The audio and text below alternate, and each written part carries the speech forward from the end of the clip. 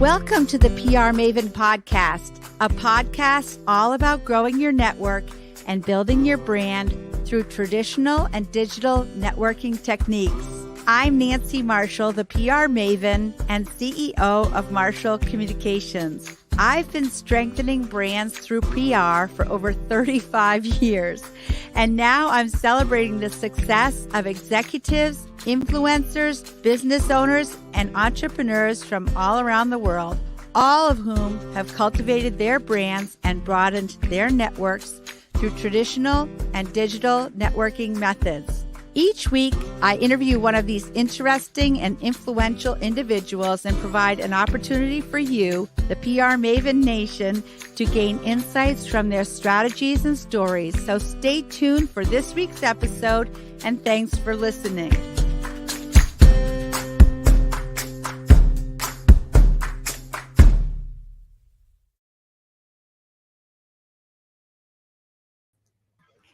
Hello, PR Maven Nation. Welcome to episode number 231 of the PR Maven Podcast.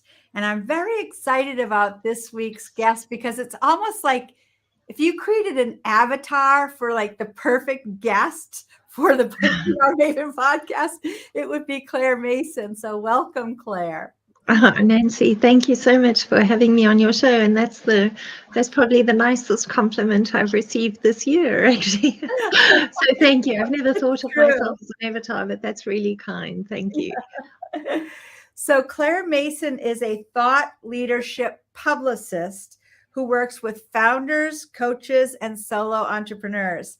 She helps them earn the publicity they deserve to grow their visibility, credibility, and opportunity pipelines. I love that term, opportunity pipelines. That's great. Using her proven LinkedIn and media strategies. Her work has been showcased as an example of best practice by HubSpot. If you don't know what HubSpot is, you should look it up because we use it, and it's a great way to organize all of your customer relationships. Claire has placed her clients' stories in publications like Forbes, CNBC, and the Wall Street Journal. That's very impressive, among others. She is often called by other publicists, like me, as their secret ingredient to land media coverage for their clients. I'm glad we're getting to know each other because I have a feeling we may be working together. So Claire has earned bylines from numerous publishers, including The Guardian, Marie Claire, and the Sunday Times. Claire is also a regular contributor to Business to Community in the U.S., Digital Donut in the U.K., Thrive Global in the U.S., and Co-Founders Town in India, where she writes on how content marketing can move the needle for B2B brands. And I should say, Claire is in Dublin, Ireland, so that's another reason that she reinforces our whole slogan of we are Maine-based but globally connected. So Claire is in Dublin, but she is from South Africa. So a true citizen of the world. Thank you, Nancy. So tell me about your career and how you got into it in the first place. Oh, well, I'll give you the shortened version of that, or we'll be sitting here forever. I cut my teeth in South Africa in digital marketing when South Africa had a 7% internet penetration rate. So now it's 100% because we've had mobile and all the rest. So I'm really aging myself a bit, as you know, as well as giving you that statistic. But it was really in the very, very early days of the internet becoming commercial in South Africa. So obviously the internet existed already, but companies were starting to get online, were starting to realize they could sell through the internet. But the way we were doing that in those days, and I don't think this was just South Africa, was banners that used to flash at you online. Remember that? Oh, so yeah. So I was the person, you know, having the design team create those skyscraper banners and then buying ad space basically on websites. And then, you know, through a series of very lucky opportunities, got jobs in different companies doing all different types of things. So I really built a very thorough background in SEO, PPC, paid social, organic social. I always loved to write. So that was always something I was doing on the side. Today, the term is side hustle.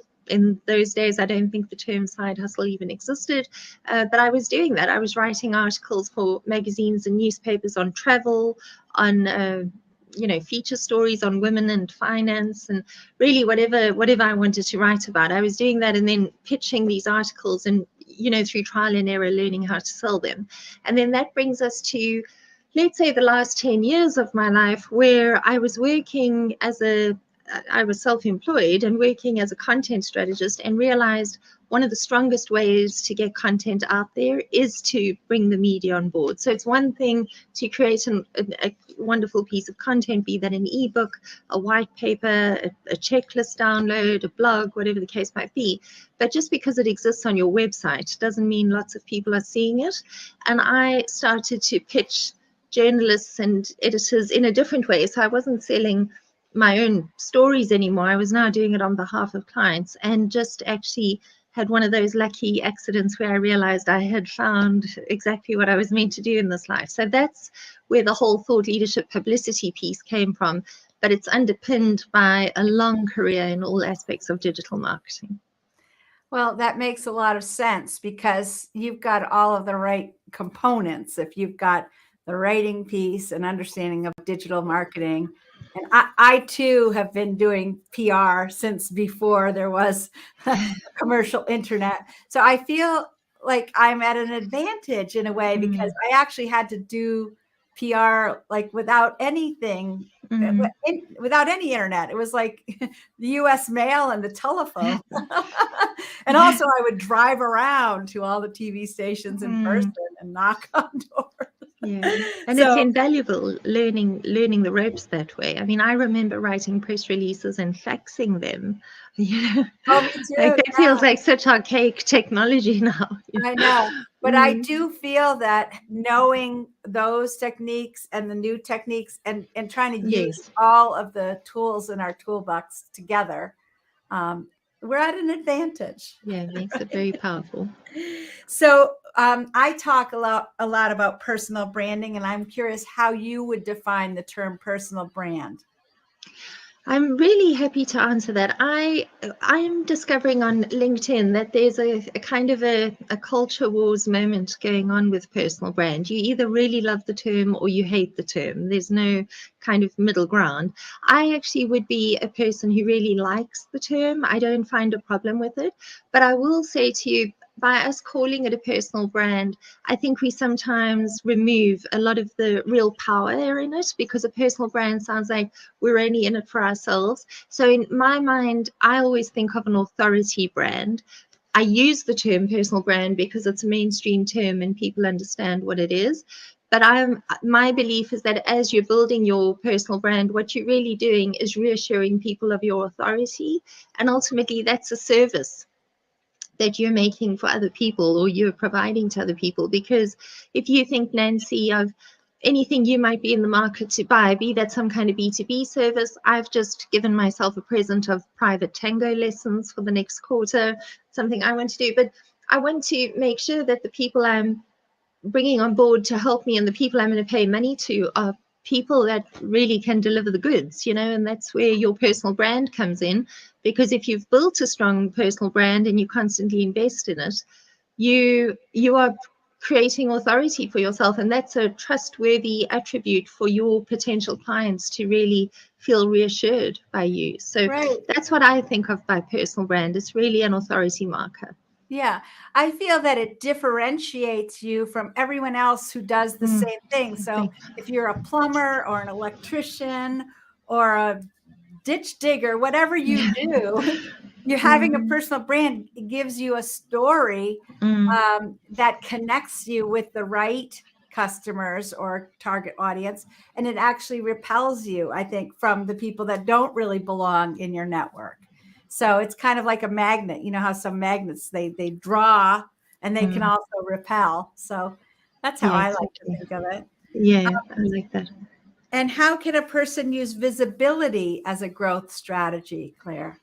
Well, I'm guilty of this as much as anyone else. Here in Ireland and in the UK, I'm sure it is a term used in the States as well. People always talk about the know, like, and trust factor before somebody purchases from you. And I always think we think that happens very easily, but before the know part of know, like, and trust can happen, people actually have to see you, and they have to see you more than once. And that's why I'm a fervent believer that a visibility strategy is really a growth strategy. Also, you called out HubSpot earlier. I love marketing CRM systems. I've worked a lot with HubSpot and a lot with Salesforce, and I know that there are many other CRM systems out there. It's, game-changing basically marketing technology.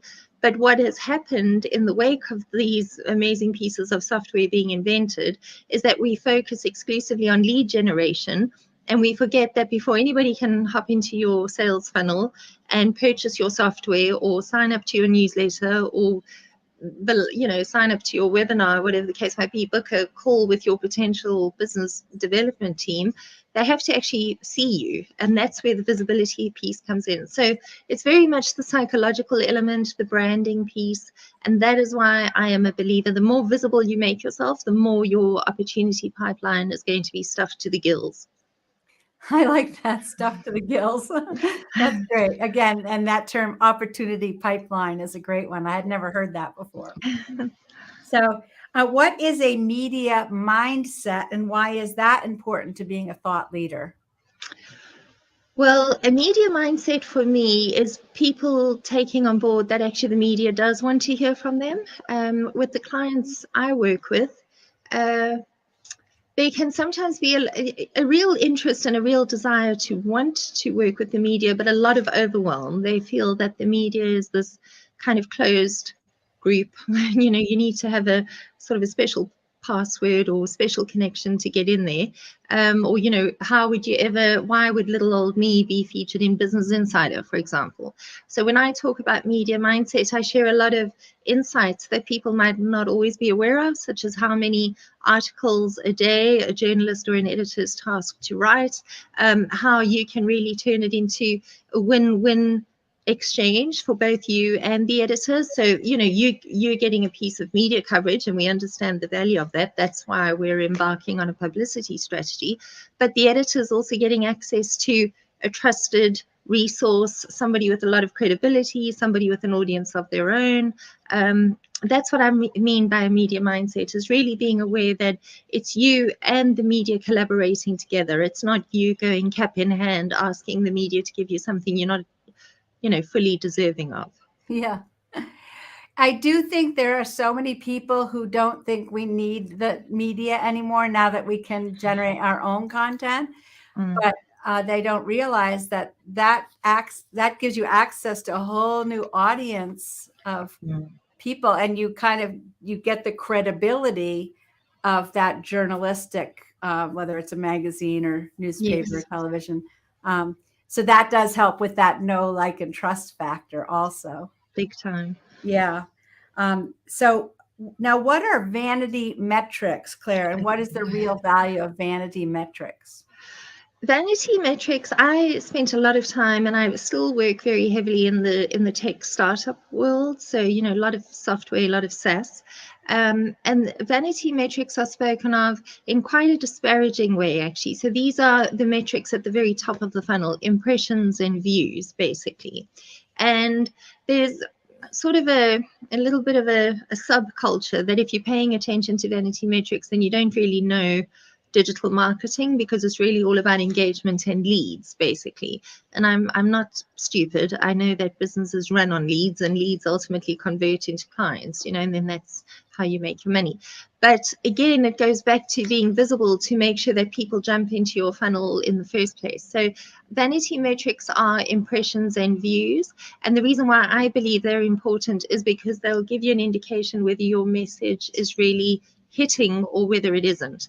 So I pay attention to engagement metrics, I pay attention to lead metrics, but I also pay a lot of attention to vanity metrics. And when I work with a client, my whole reason for being on the client's team is to get them more and more visible and making sure that more and more people know who they are. Yeah.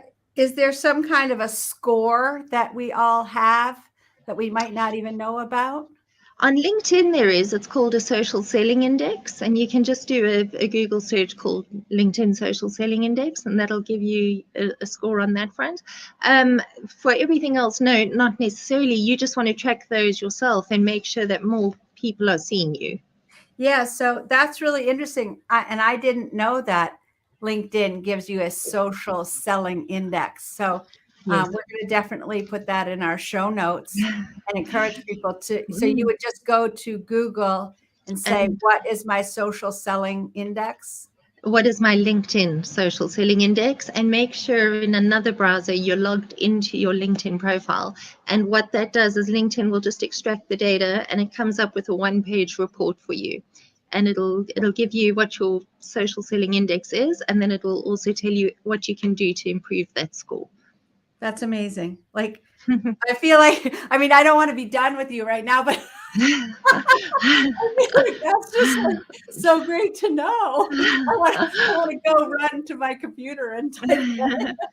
I'm so curious now. Thank you for sharing that. You're welcome.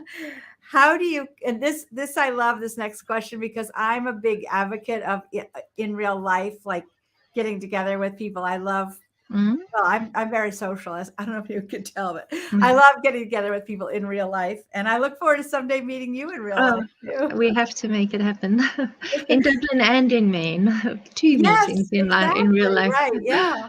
I'm up for that. So how do you combine online personal branding with in real life personal branding?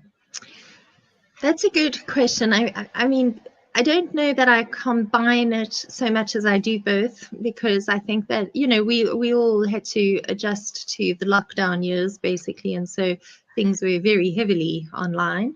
There's certainly been an appetite here in Ireland for almost a recalibration. People really do want to get back in person. So there are a huge amount of in-person events happening any night of the week. Excuse me, of course, Zoom and being able to connect online means that the world has opened up. I mean, here we are talking to each other, you know, different countries, a big ocean separating us in the middle.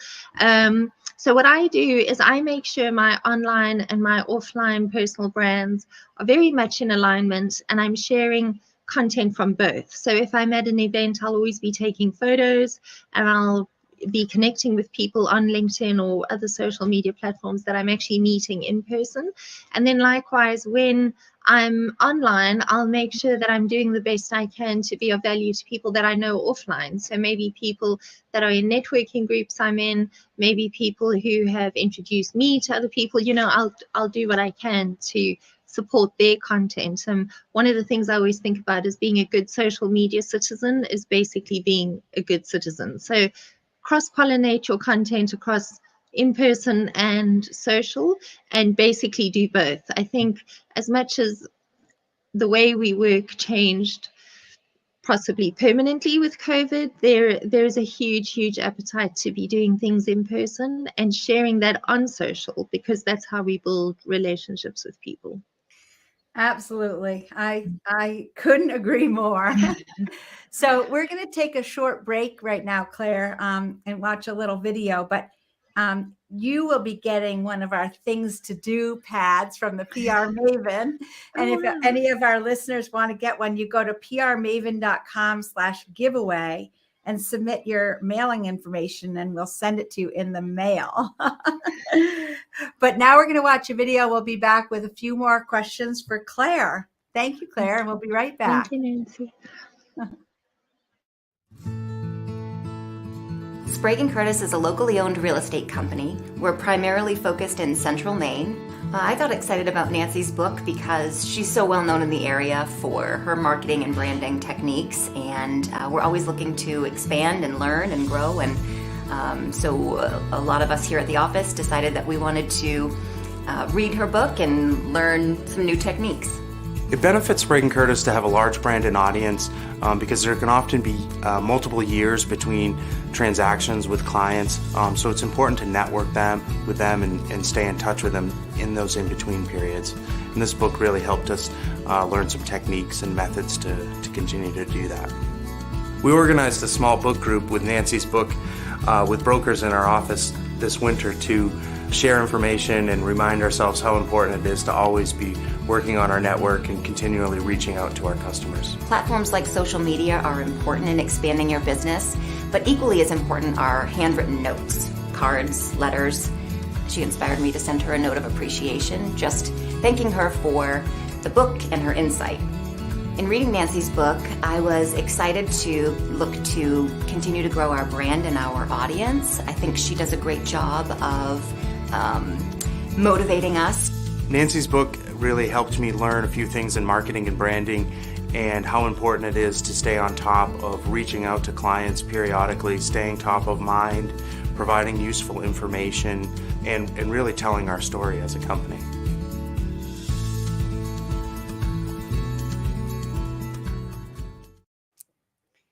Welcome back. And I love that video with a story about, that's a real estate company that read my book and they noticed that I am a big advocate of handwritten letters in the mail. So they sent me a letter and then I sent them a letter and said, would you be willing to do a little video? And they did that. It's like, wow, this is like a gift from heaven. It's a lovely video. So you are a professional keynote speaker, and I think that's awesome because I'm actually enrolled in a program right now here in the U.S. called Heroic Public Speaking to also become a professional keynote speaker. So tell us about where you have spoken and where you're going to be in the coming months. Thank you, Nancy. So at the moment, I'm speaking through all my networking groups that I'm in. So I'm in 8 different networking groups, 2 of which are based here in Ireland. And that's me getting up in front of people in person. So again, the whole combination between being in person online. And then the other 6 they have global memberships, but they run through from different countries. One is based in Scotland, the rest are based in the States. And I'm doing a lot of webinars and sort of training courses and keynote speeches through those mechanisms, those vehicles, my networking groups. And then in May this year, I don't have an exact date yet, but I'm actually working with the founder of a whole European startup community based here in Ireland, but obviously startups from the whole continent. And I will be doing a thought leadership. It'll be like a half a morning, but that'll be me doing a keynote. And then I've also got a panel. So I don't have a date for that yet. We're in the planning stages, but that'll probably be my biggest speaking opportunity to date. And it's an opportunity I've created for myself. But I've got a lot of people who want to know more about thought leadership publicity and possibly at some point, engage with me or maybe even, do their own PR. But I'm really doing this as a way to give back to my own community because I work very closely with startups, but I'm not going to pretend. It's also a photo opportunity for me, and those photos do very well on LinkedIn. So it's we can establish ourselves as thought leaders and gain all of the benefits that come with that for ourselves, and we can also provide a service to other people at the same time. Yeah. Well, I think it's great. You don't just talk the talk, you walk the walk. So in your keynotes, what do you talk about? Different things. The presentation I'm doing at the moment that people really seem to want to hear more and more of is how to, I call it leverage LinkedIn like you mean it. And it's the year 2023, and I'm providing 23 ways to really get the LinkedIn algorithm to work in your favor. So my mission when it comes to LinkedIn is to know the secrets of the algorithm so that you're keeping the robots happy, basically, but also to make sure you're communicating with people.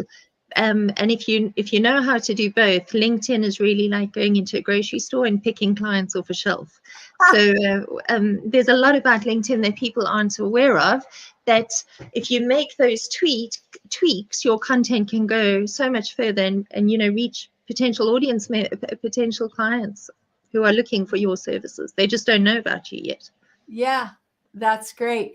Now, I didn't notice, do you have the video in your avatar on your LinkedIn? That's the new feature that LinkedIn is offering. I don't have the video aspect yet, but I'll certainly keep an eye out for it. I've just got the scheduling tools, so I'm very excited about Oh, that. good. There are different pieces of software you can use, such as Taplio, even if you don't have it. But that's the big rollout that LinkedIn's just completed, and I see I've got it. So that's a really nice time saver. I'm on LinkedIn 5 times a week. I know some people are on LinkedIn 7 times a week. Some people are on LinkedIn once a week. 5 times a week for me is the sweet spot. And I create that content, and then I engage every day on LinkedIn because I'm publishing my own content, but then I'm also leaving a lot of comments under other people whom I follow under their content. Oh, yeah, we didn't mention that previously, but that is just important, in my opinion. And is it your opinion also that commenting and liking other people's content is just as important as creating your own? Yes. I always think of it as when you're publishing your own content, that's your lighthouse strategy. And then when you're commenting on other people's comment, that's your breadcrumb strategy. That's leading people to you. And I have to say to you, I grow my followers far more through the comments that I leave than through my own content. I look at the content that I'm publishing in my newsfeed as my way of communicating with my established audience. My comments are my way of getting in front of a new audience. So it's two different elements of the same strategy. Okay, so good. The lighthouse strategy and the breadcrumb strategy. Those are just That's awesome. anecdotal names I made, but they work for me. Reminds you of Little Red Riding Hood. So how have you benefited from public relations in your career, Claire?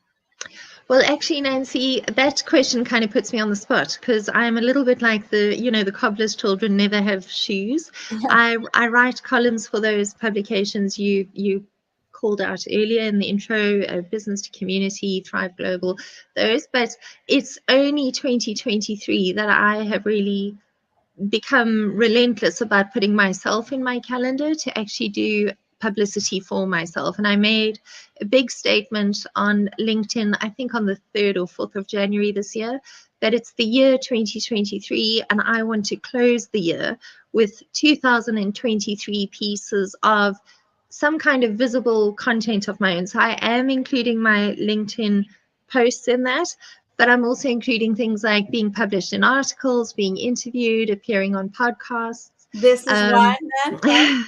So I'm down one.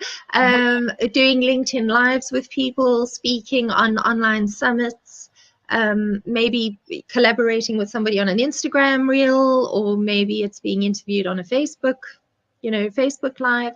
We don't have to be limited in how we make ourselves visible, but I really did go very public with that big goal to keep myself honest for the year.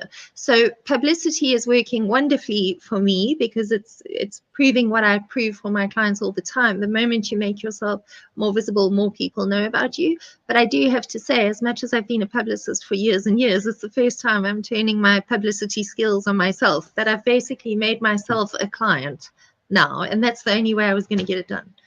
Well, good for you. I think you're a role model for all of us in the business because, I think we are it's ingrained in our mind that we're putting our clients out there, but we do need to think of ourselves as a client as well. Yeah, exactly. Is there Nancy, if I could just jump on for a second. These seem to be the incorrect questions. I've added the correct ones into the private chat. Oh, okay. So is this recording? Yes. Okay. Claire, I'm very sorry. That's okay. I've been happy to have the conversation. You're doing great with these questions, though. I thought, wow, this is a real opportunity for me to launch my keynote career. But I thank you for asking me those questions. I was very happy to answer them. I think I know what happened. There for the next one. Okay, Claire. Well, I'm going to start asking you the questions that we intended for you. Okay. How many people are watching live right now, Emma? None right now. Okay, good.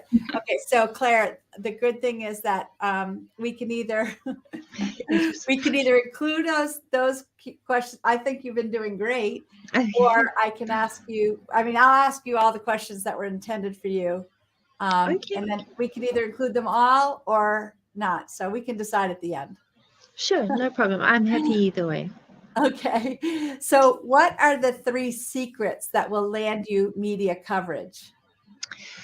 So I love revealing this because I think it shows that how accessible the media actually is. I always say whether you are launching a new lipstick, whether you're doing the public relations for the new iPhone,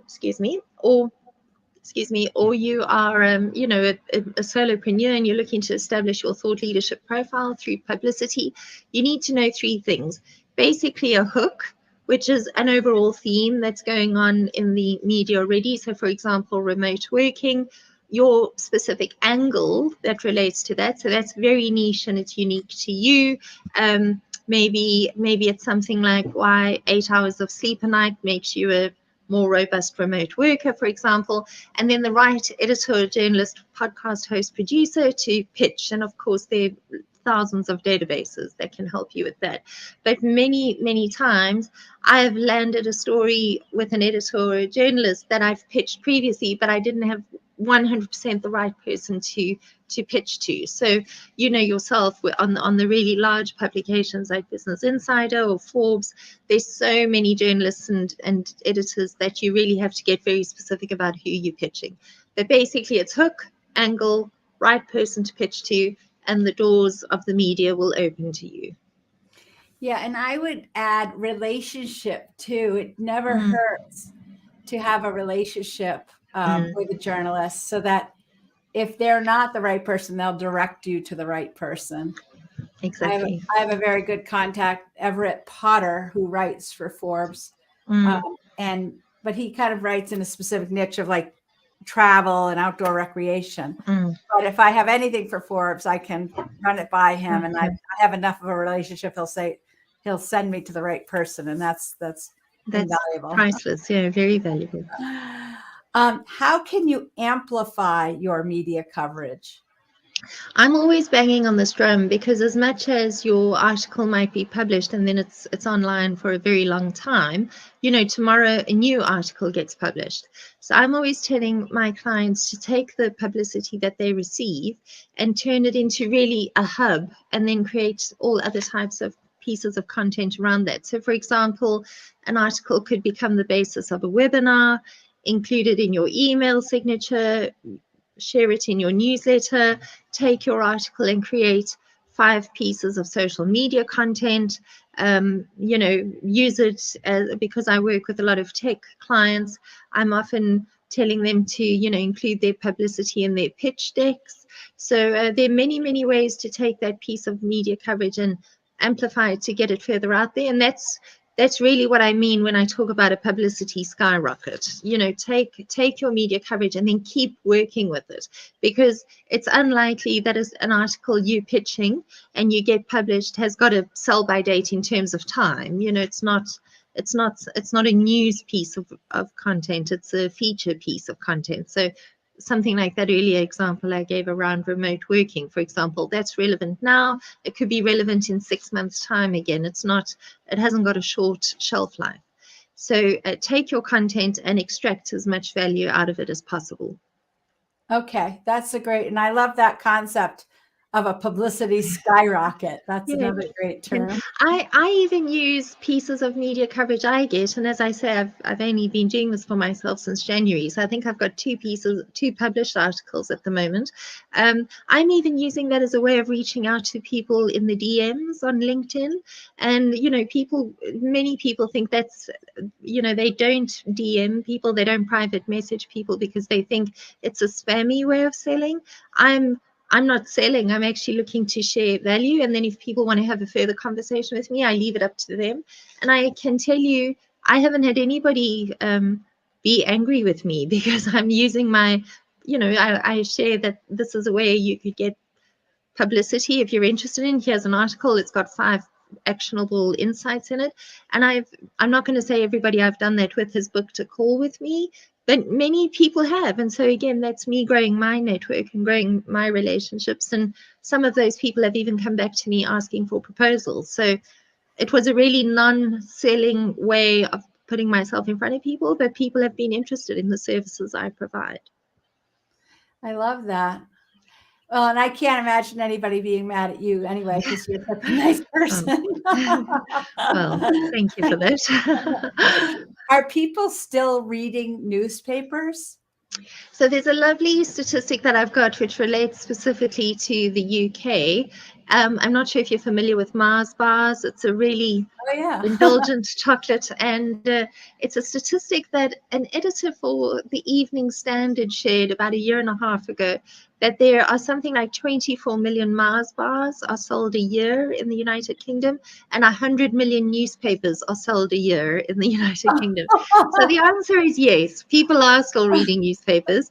And then, of course, newspapers have online properties as well. So whether we, if we expand the definition there a little bit, newspapers, online magazines, blogs, membership sites, industry bodies, we've all got websites, whatever the case might be. The reason why people turn to these is really to curate information. Nancy, we all know we can go find what we're looking for on Google or now ChatGPT, and we know, AI has just taken an exponential leap. But something that Google doesn't do for us and ChatGPT doesn't do for us is actually curate information. Right. So you can, and this again is why establishing your personal brand is an act of service to other people.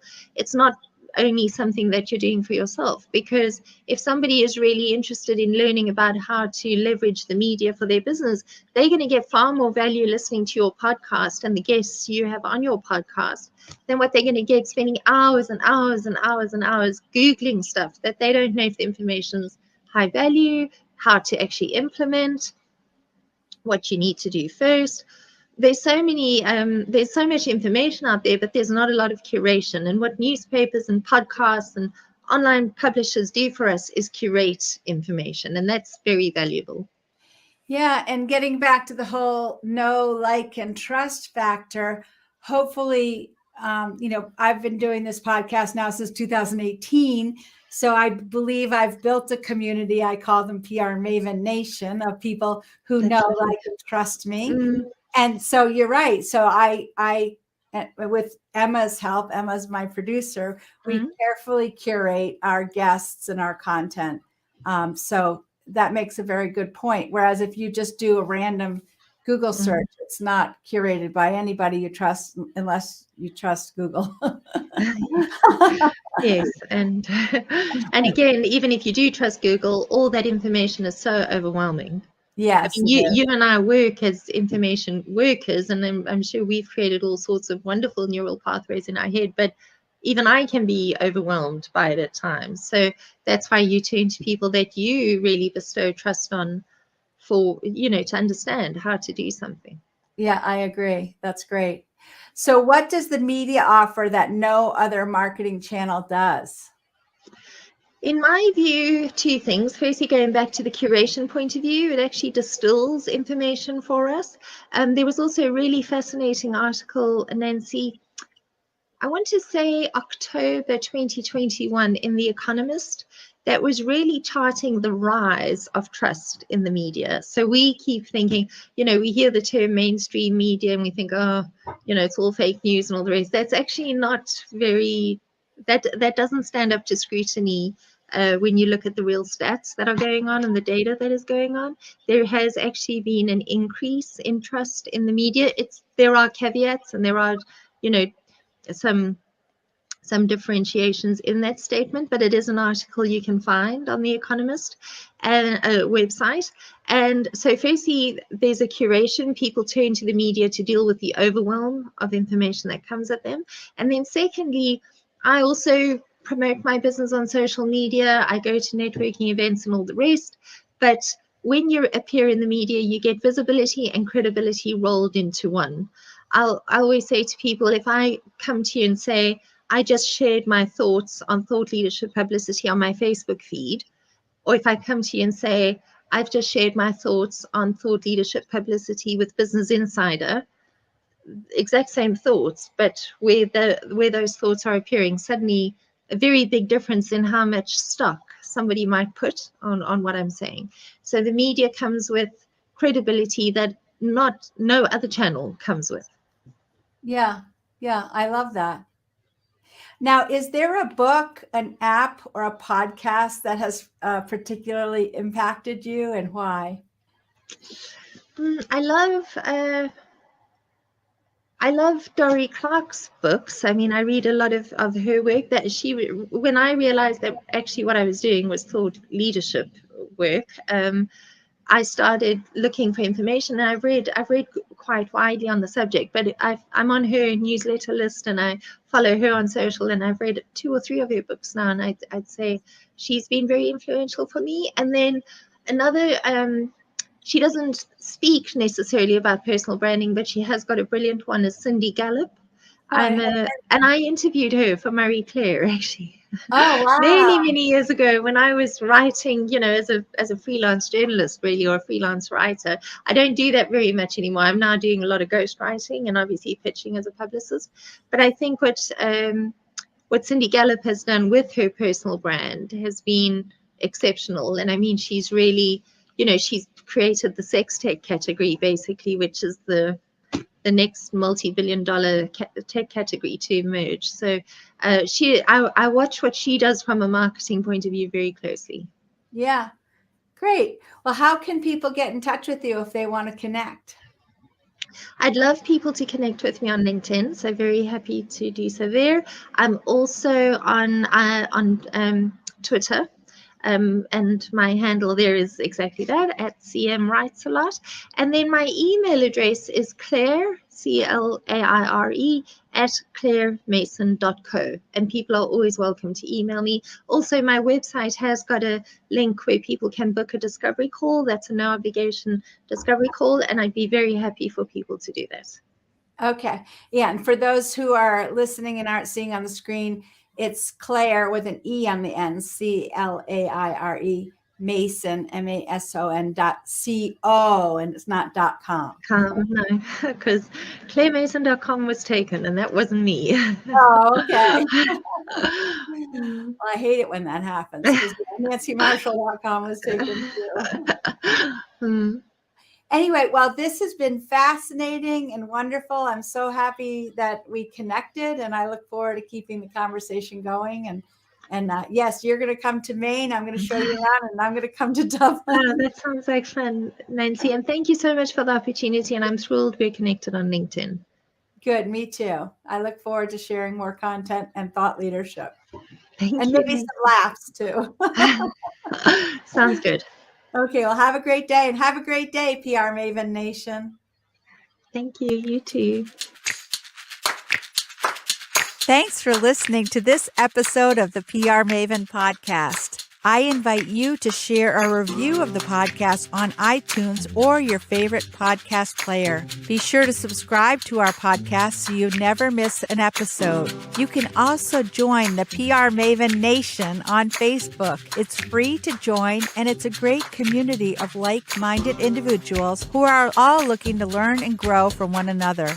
If you use an Alexa device, use your Alexa app to search the skills and games section to find and enable the PR Maven Podcast Flash Briefing. This will give you access to exclusive content and more PR and marketing advice. Thanks again for listening, and have a great rest of your week, PR Maven Nation.